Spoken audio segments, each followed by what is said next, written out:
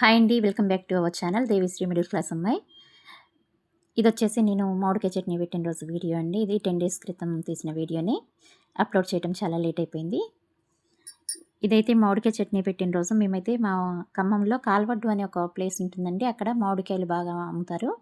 పచ్చడి మామిడికాయలు అయితే అందరూ కూడా ఊర్ల నుంచి కూడా వచ్చి ఇక్కడే తీసుకెళ్తుంటారు. చూసారు కదా ఎన్ని రకాల మామిడికాయలు ఉన్నాయో. మనకి ఏ రకం కావాలన్నా దొరుకుతాయండి ఇక్కడ.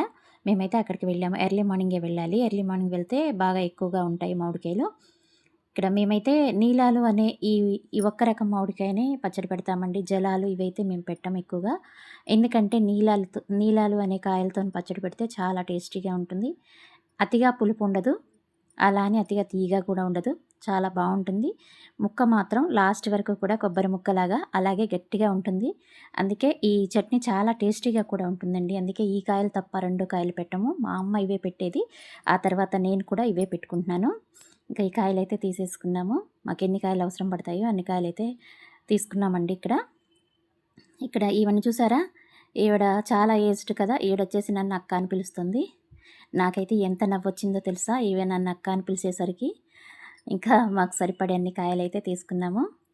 కాయలు కూడా చాలా కాస్ట్ ఎక్కువగానే ఉన్నాయండి. నేను ఎప్పుడు కూడా జూన్ ఫస్ట్ వీక్లో పెడుతుంటాను. బట్ ఈసారి కాస్త లేట్ అయిపోయింది. జూన్ సెకండ్ వీక్ దాటిపోయింది నేను పెట్టేటప్పటికే. అందుకే కాస్త కాయలు కూడా కాస్ట్ ఎక్కువగా ఉన్నాయి. అయిపోవచ్చింది కదా సీజను. కాకపోతే ఈ నీలాల కాయలు జూన్లోనే ఎక్కువగా వస్తుంటాయండి.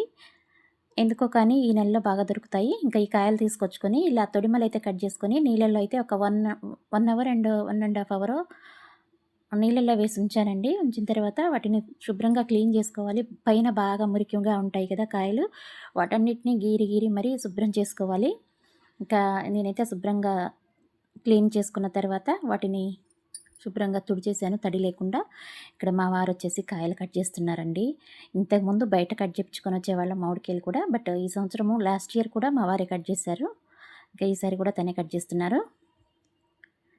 ఇవి బయట కూడా కట్ చేసినందుకు కాయ కిందనే తీసుకుంటారండి. ఎప్పుడు అలాగే చేపించేవాళ్ళం, కానీ 2 సంవత్సరాల నుంచి ఎందుకు బయట చేపించుకోవటం. మనం ఇంట్లో అయితే ఎక్కువసేపు అక్కడ కట్ చేపియాలంటే అక్కడికక్కడ కడుక్కొని అక్కడే తుడుచుకొని చేపించుకోవాలండి. అక్కడంతా నీట్గా అనిపించట్లేదు నాకు. అందుకే ఇంటికి తీసుకొచ్చుకొని ఇలా చేసుకుంటున్నాం మేము. ఇంకా ఇక్కడ చూసారా ముక్కలు కట్ చేయంగానే సైజ్ చూసుకుంటానండి. ఎంత సైజు ఉండాలని చూసుకుంటాను ఫస్ట్. ఆ తర్వాత అయితే ఈ జీడి తీసేసి పైన రేకులాగా ఒక పొర ఉంటుంది కదండి, అదంతా తీసేసి శుభ్రంగా క్లీన్ చేసుకొని మామిడికాయ ముక్కలను అయితే ఆరబెట్టుకోవాలి. మా వారు కాయలు కట్ చేయడం కూడా అయిపోతుంది. ఎక్కువగా కాయలు కాదండి, ఒక 20 కాయలే తీసుకున్నాం ఈసారి. ఎక్కువ ఏం పెట్టదలుచుకోలేదు. మామిడికాయ చట్నీ అంటే చాలా ఇష్టంగా తింటుంటామండి. అప్పుడప్పుడు తింటుంటాం, ఎప్పుడూ కాదు, అప్పుడప్పుడు తింటుంటాము. ఇంకా ఇక్కడైతే ఈ కాయల్లో కొంచెం పండుగా వచ్చుంటాయి కదా, కలర్ వచ్చిన కాయలు ఉంటాయి చూసారా, ఆ ముక్కలన్నీ పక్కన పెడితే మొత్తం ముక్కలన్నీ నేనే తినేసానండి. ఇక్కడ మా వారైతే వేలు కూడా కట్ చేసుకున్నారు కాయలతో పాటు. చూసారు కదా. ఇంకా చూసారా ఈ ముక్కలన్నీ శుభ్రంగా క్లీన్ చేసిన తర్వాత ఆరబెట్టేసానండి. గాలికి కాసేపు ముక్కలు అలా ఆరితే పచ్చడి చాలా టేస్టీగా ఉంటుంది. ముక్క మెత్తబడకుండా ఉంటుంది మెయిన్. ఇంకా ఈలోగా అయితే మెంతులు వేయించుతున్నాను. మెంతులు ఇలా కలర్ వచ్చేలాగా అయితే వేయించాను. వెల్లుల్లిపాయలు కూడా ఒక 1/2 కిలో వెల్లుల్లిపాయలండి ఇవి. వీటిని పొట్టు తీసుకుని పక్కన పెట్టేసుకొని ఉంచుకున్నాను. ఇంకా ఈ మెంతులను అయితే పౌడర్ పెట్టేసుకున్నాను.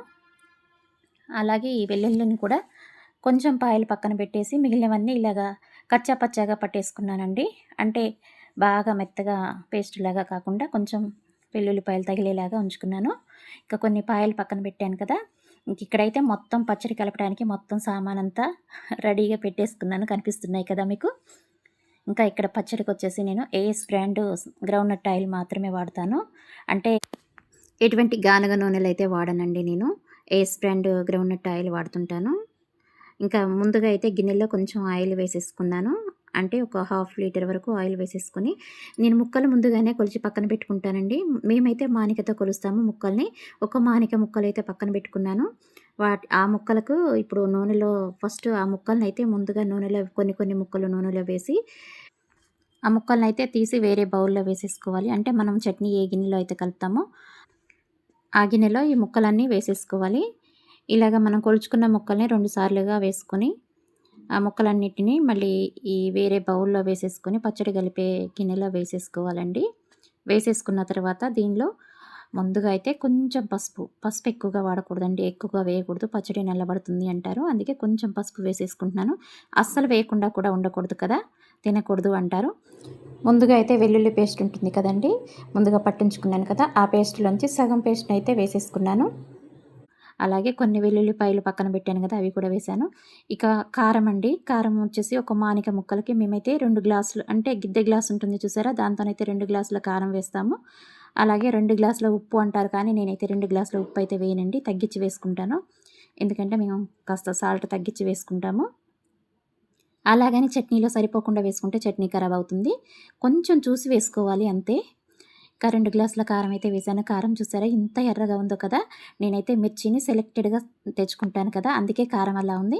ఇప్పుడైతే కొంచెం మెంతిపిండి, హాఫ్ స్పూన్ మెంతిపిండి అయితే వేశానండి. ఇందాక మెంతులు కూడా పౌడర్ పట్టాను కదా, ఆ మెంతిపిండి అయితే వేశాను. ఇవన్నీ కూడా చక్కగా ఈ ముక్కలన్నింటికి పట్టేలాగా అయితే బాగా కలిపేసుకోవాలి. కారం చూసారా ఎంత ఎర్రగా కనిపిస్తుందో కదా!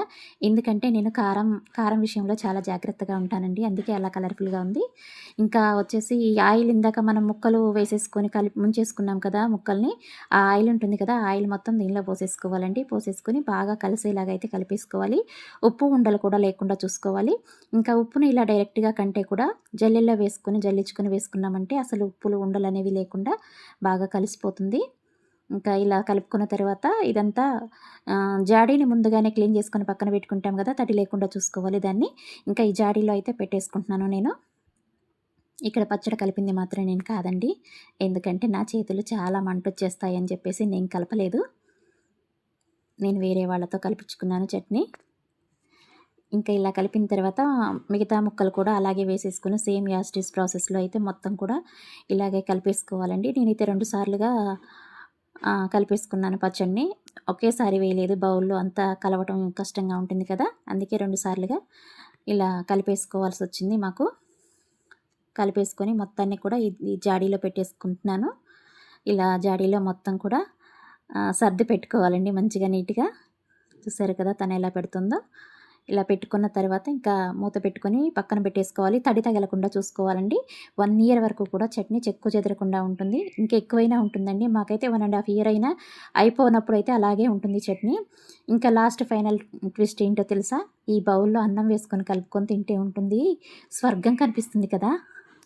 నిజమండి, ఎంత బావుంటుందో కదా! ఇలా అన్నం వేసేసుకొని బౌల్‌లో కలిపేసిన తర్వాత ఫస్ట్ ముద్దయితే మా వారికి తీసి పక్కన పెట్టాను. ఆ తర్వాత మేము తీసుకొని తింటున్నామండి. అసలు ఎంత టేస్టీగా ఉంటుందంటే, ఇంకా దీని ముందు పంచపక్ష పరమాణాలు కూడా పనికిరావు కదా! అంత సూపర్ టేస్టీగా ఉంటుంది. చాలా అంటే చాలా బావుందండి. నేనైతే ఈ పద్ధతిలో పెట్టుకుంటాను చట్నీ. చాలా టేస్టీగా ఉంటుంది.